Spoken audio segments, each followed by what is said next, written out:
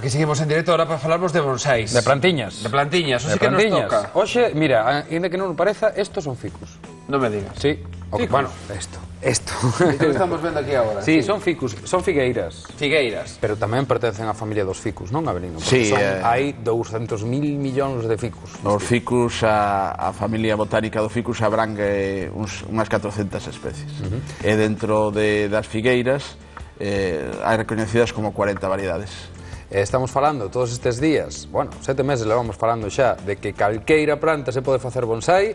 Este é un exemplo perfecto. Sí, os exemplos veñen casi semanales e cada semana miramos que son multitude os árbores e plantas das que podemos facer bonsai. Que tes na man? Isto é unha curiosidade, isto atopeno fai 2 semanas nunha feria que hai varias ferias, eu son incondicional das ferias de antigüedades e cousas bellas. E remesendo nunha caixa de plástico atopei este artilugio. Creo que é unha pinza ou... E me dice o vendedor, que era un señor moi amable portugués, dice, vas te dedicar a uvesería? Como? Ourivesería. Ourivesería, bueno. E digo eu, non, é para traballar... Ourivería en galego. Ourivería, sí. Pois é para traballar o ouro, pero eu vou a reciclalo e vou a utilizalo como pinza para arrancar ervas, follas e demais. É un obxecto... Non é mala idea. Mira que curioso. É un obxecto de antigüidade. Sí, de joyería que vamos a trasladar a traballar cas miñas árbores. Incluso con esta figueira. Sí, xa estuve ayer arrancando ervas. É moi útil. Que a pregunta que che fago sempre, é pejigueira?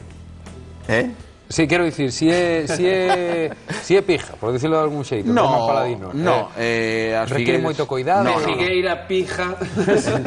As figueiras... Disculpádeme, pero... As figueiras é un das árbores máis resistentes que hai. Se poden atopar no campo a silveira brava, e mirades que está silvestada sin cuidado ningún e sobrevive ano a ano. En bonsai é moi doado de traballar. Non se traballa moito pola complexidade de reducir as follas, porque ten unhas follas moi grandes. Sí, e iso nun bonsai... Non queda moi ben, porque queda desproporcionado tronco, ramas... E como facedes para que non saian follas tan grandes? As follas hai varias pautas para seguir para reducir a folla. Unha delas é controlar o abonado.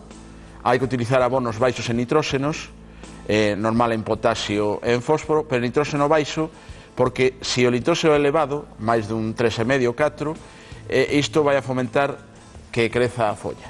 Despois, controlar o riego. Hai que deixar que a terra seque bastante, que se mira que quedan as follas como lancias, en ese momento é o momento de regar, pouco riego, é dicir, controlalo, non deixala seca total. E outra é vamos a coller, por exemplo, facer un outono artificial. Outono artificial? Exactamente, un defoliado. Entonces collemos a mediados do verán, nos meses de xulio, por exemplo, e vamos a arrancar, collemos as follas, se pode facer cos dedos porque é moi fácil, e arrancamos, deixamos parte do peciolo, vamos a arrancar toda a folla.